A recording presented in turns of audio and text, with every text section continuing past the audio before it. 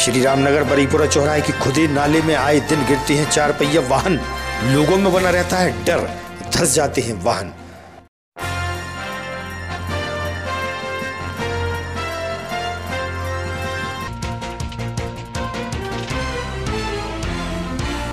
और सुपारी, पान मसाला, तंबाकू के थोक एवं फुटकर विक्रेता के यहां जीएसटी टीम ने की छापामार कार्रवाई।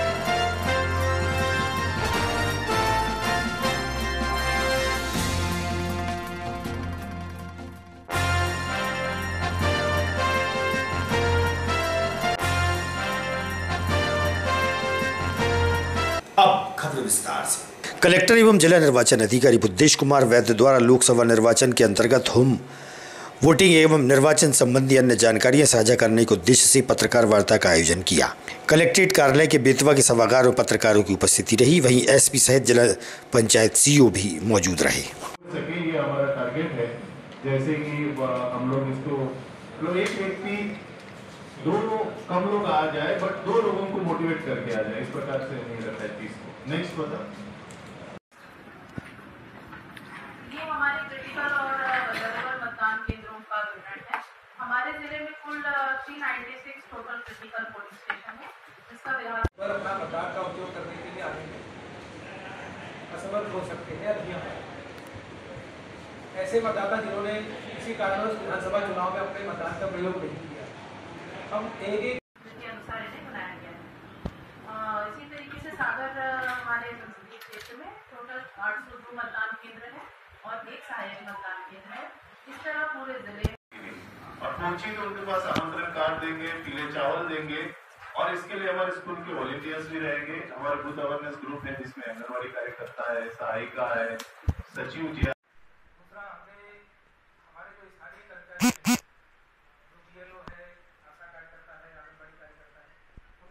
सबको इंस्ट्रक्शन दिए हैं कि जो भी बुजुर्ग मतदाता है या जिसके घरों में किसी प्रकार का शादी ब्याह या कोई समारोह, कोई आयोजन या जो हमारी सब्जेक्ट और लेटेटिव इवेंट, अगर वो मतदान केंद्रों पर आते हैं तो उधर करना होगा।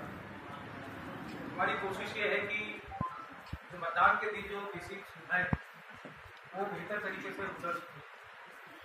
सभी मतदान केंद्रों में हमने जो विधानसभा के व्यवस्थाएं की थी, उससे बड़े बड़े पंडाल, छाया पार्टी की बेहतर व्यवस्था करने की कोशिश की।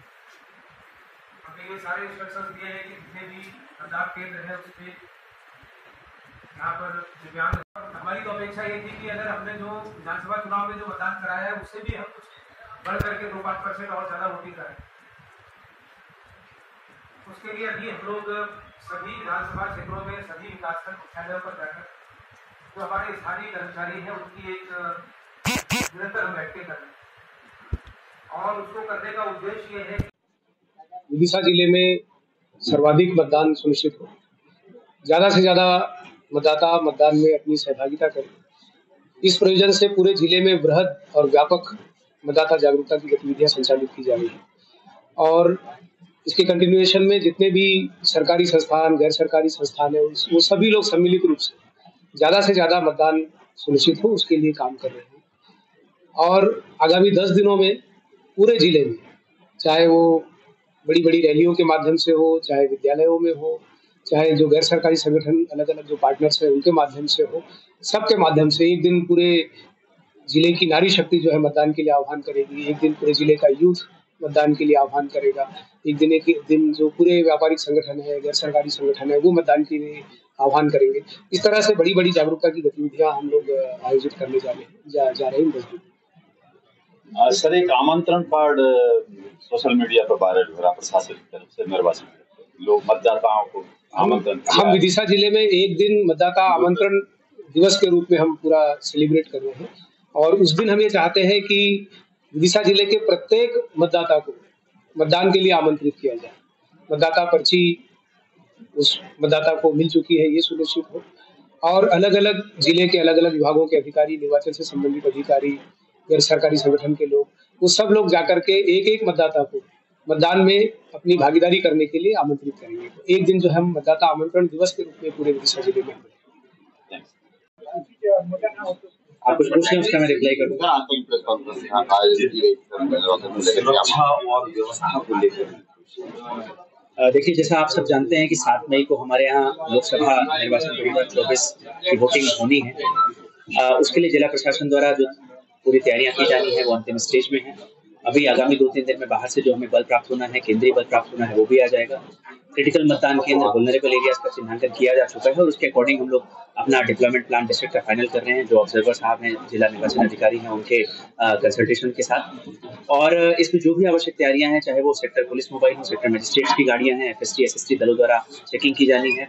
जो हमारी अलग अलग मदों में कार्रवाइयां हैं, जो हमारे नॉन अवेलेबल वारंट्स की तामीली है, वो सभी युद्ध स्तर पर की जा रही है। जो आखिरी लगभग 1 सप्ताह का समय हमारे पास है, इसमें हम अधिक से अधिक कार्रवाइयां करेंगे और एक ऐसा माहौल, एक ऐसी कानून व्यवस्था की स्थिति यहाँ पे रहे कि सभी निडर होके और निष्पक्ष तरीके से शांतिपूर्ण वातावरण। 16 मार्च से MCC प्रभावशील है और इस अवधि में लगभग 1.5 करोड़ के आसपास की हमारी जब्ती एक्साइज की, मादक पदार्थों की, संदेहास्पद मटेरियल्स की वाहन की जा चुकी है और लगातार कार्रवाइयां पुलिस है, एक्साइज डिपार्टमेंट है, RTO है, कमर्शियल टैक्स है, अन्य भी जो हमारे सहयोगी विभाग है, सभी के माध्यम से की जा रही है। श्री रामनगर बरीपुरा चौराहा मार्ग की नाले की खुदाई साफ सफाई के लिए लगभग 2 महीने पूर्व की गई थी।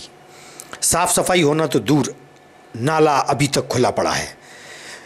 रोड के दोनों तरफ खुदाई होने से बड़े गड्ढे में रोजाना हादसे होते रहते हैं, जिसमें 2 पहिया और 4 पहिया गिरना आम बात हो गई है।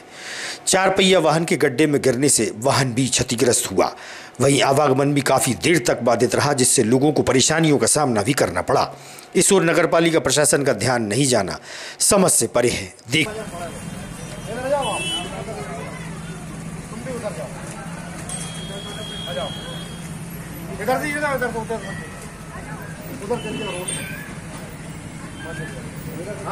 कौन सा एरिया है ये? तो मैं भाई वो नहीं पता कौन सा एरिया कैसे? अम्मा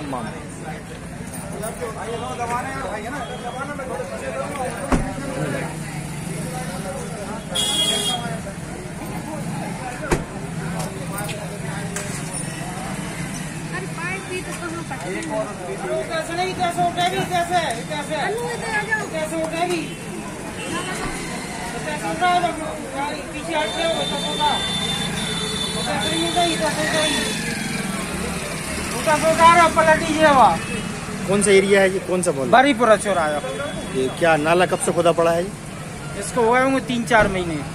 तो रोज इसमें वाहन रोज गिरते हैं? हाँ, वो तो रोजाना ही गिरते हैं, डेली वाहन गिरते हैं। डेली गिरते हैं। वार्ड नंबर कौन सा है? वार्ड नंबर 6, पहले 19 था। डेली वाहन गिरते हैं? डेली गिरते हैं, मोटरसाइकिलें गिर जाती हैं।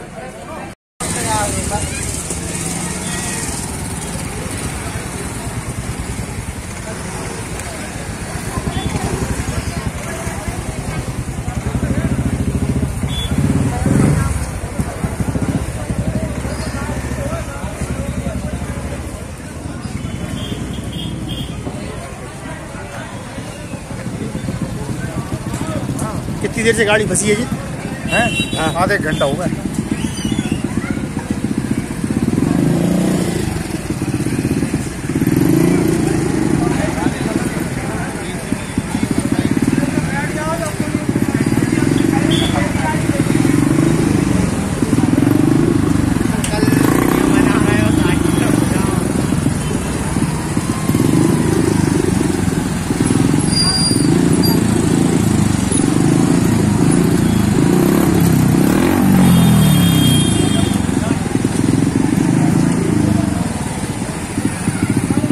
स्वतंत्रता संग्राम सेनानी स्वर्गीय रघुवीर चरण शर्मा द्वारा हिंदी भवन निर्माण एवं शहीद ज्योति स्तंभ निर्माण में महती भूमिका निभाई गई थी, जिनकी देखरेख व उचित रखरखाव को लेकर कलेक्टर बुद्धेश कुमार वैद्य से इन धरोहर को सुरक्षित रखने की मांग समाज सेवियों द्वारा की गई है। समाज सेवी गोविंद देवलिया से इस विषय पर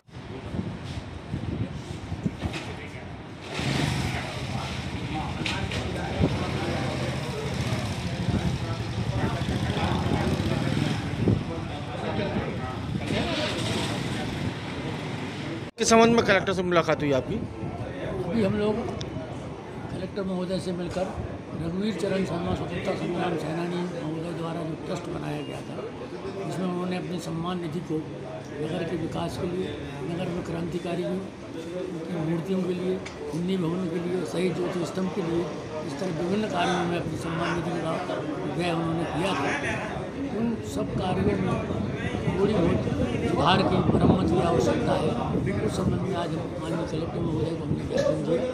इसमें मांग की गई कि शहीद ज्योति स्तंभ में जिले भर के स्वतंत्रता संग्राम सेनानियों के शिलापट लगे थे, जो पिछले वर्ष बरसात के समय एक तरफ की दीवार गिरने से वो शिलापट भी टूट गए। उन शिलापट को फिर से लगाया जाए, पहली मांग ये थी। दूसरा, शहीद ज्योति स्तंभ का पत्थर लगा हुआ है मार्बल, उसको फिर से ठीक किया जाए। काफ़ी पुराना हो गया है, उसका रंग जोड़ गया है। इसी तरह से चंद्रशेखर आज़ाद की मूर्ति जो मेडिकल कॉलेज अस्पताल वाले रोड पर लगी हुई है, उसमें नीचे का फर्श कुछ उखड़ गया है, रेलिंग भी टूट गई है, उनको सुधारा जाए।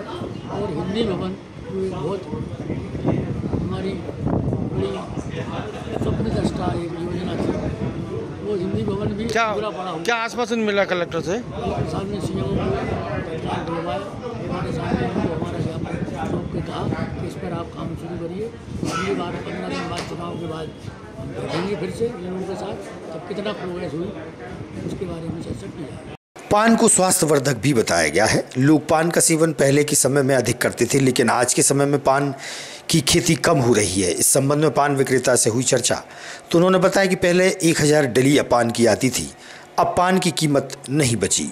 सुनिए आप चौरसिया जी का इस विषय पर क्या कहना है।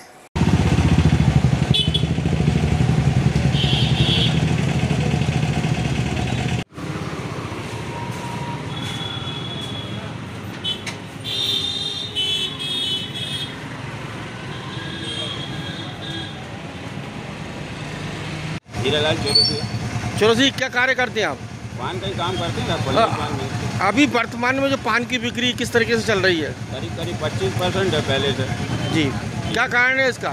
ये गुटखा चल रहा ज़्यादातर आजकल, गुटखा ही ज़्यादा खाने लगा आदमी, राजगिरी विमल वगैरह ये सब। अच्छा, तो गुजारा हो जाता है आपका? अब गुजारा तो करना पड़ता है साहब, उम्र हो गई तो आपको रिटायरमेंट तो है नहीं हम लोगों का, कोई बड़ा बिजनेस करने के लिए पैसे भी नहीं है उतना। पहले कितने पान बिक जाते थे पर डे? पहले करीब 5000 पान बिक जाते थे, 5-6 हज़ार। अब ज़्यादा 1008।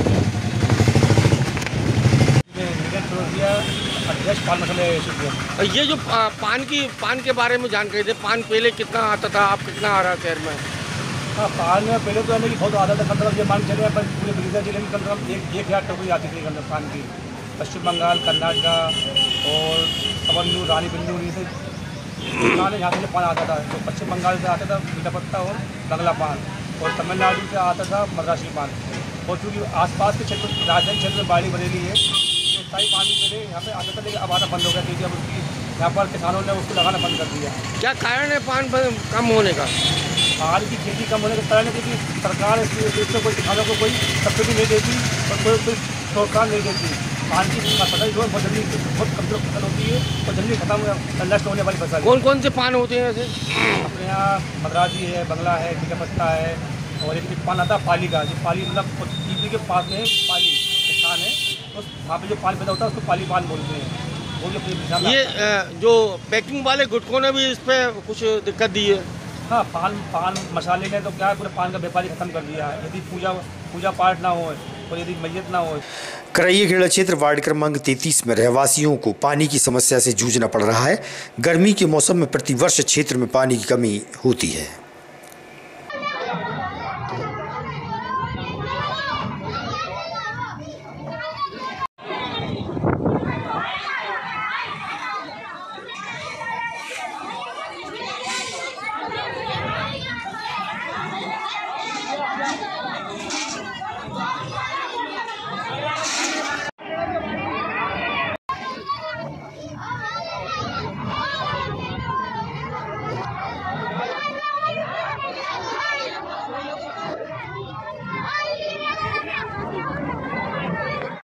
देखो एक बार, कौन सा मोहल्ला, कौन सा वार्ड है? जोई एक ही वार्ड है, जोई।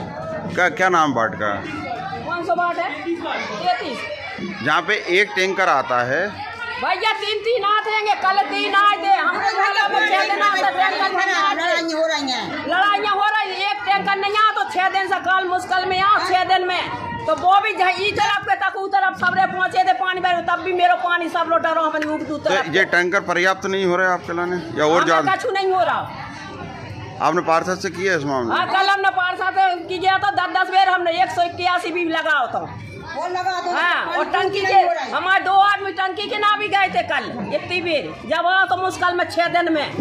और जितने लड़ाइयाँ हो रही और उधर 3-3 टैंकर आ रहा, जितने लड़ाइयाँ नहीं हो रही तो उधर एक ही टैंकर नहीं आ रहा। कौन सा मोहल्ला है? मेरा नाम अमित देगा, मैं तीसरी पार्ट से हूँ। यहाँ पर एक ही टैंकर आता है क्योंकि सभी पानी पर्याप्त नहीं हो पा रहा है। तो आपने शिकायत की इस मामले में? शिकायत की बोला था, पार्षद से बोला था, उन्होंने बोला टैंकर करवाएंगे, पर अभी तक टैंकर आगे ज़्यादा नहीं आ रहे हैं। तो गली में बहुत दिक्कत आ रही, लड़ाई झगड़ा ज़्यादा हो रहा है। शहर में भारी वाहनों का प्रवेश दिन में प्रतिबंधित होने के बावजूद प्रवेश जारी होता है। भारी वाहनों की एंट्री सुबह 9 से रात्रि 9 तक प्रतिबंधित है, लेकिन शहर में धड़ल्ले से भारी वाहन घुसने से यातायात व्यवस्था चरमरा गई है। माधवगंज से बड़ा बाजार सबसे व्यस्ततम मार्ग होता है। मेन रोड कोतवाली के सामने एक बड़ा ट्रक के आने से जाम की स्थिति बनी। वहीं पुराना हॉस्पिटल रोड पर भी ट्रक ने जाम लगा दिया। देखिए अब सड़क पर लोगों का संघर्ष। यातायात पुलिस भी कहीं नजर नहीं आती।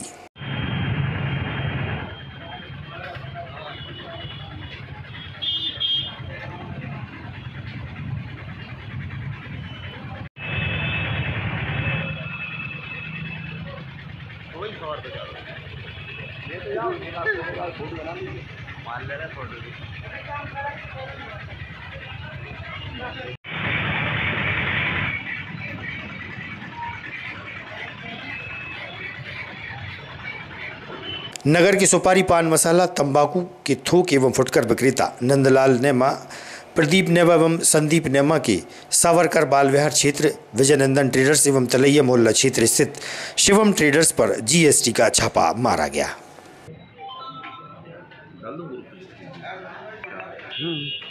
योगेश बैठा होगा ना भाई मेरा अंधेरा।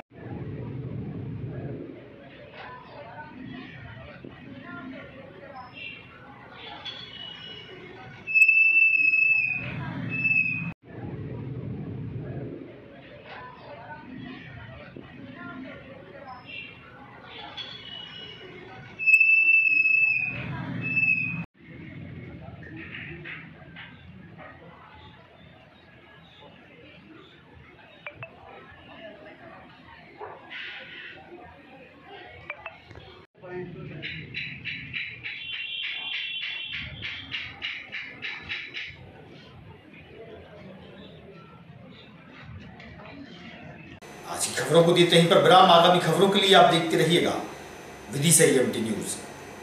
नमस्कार।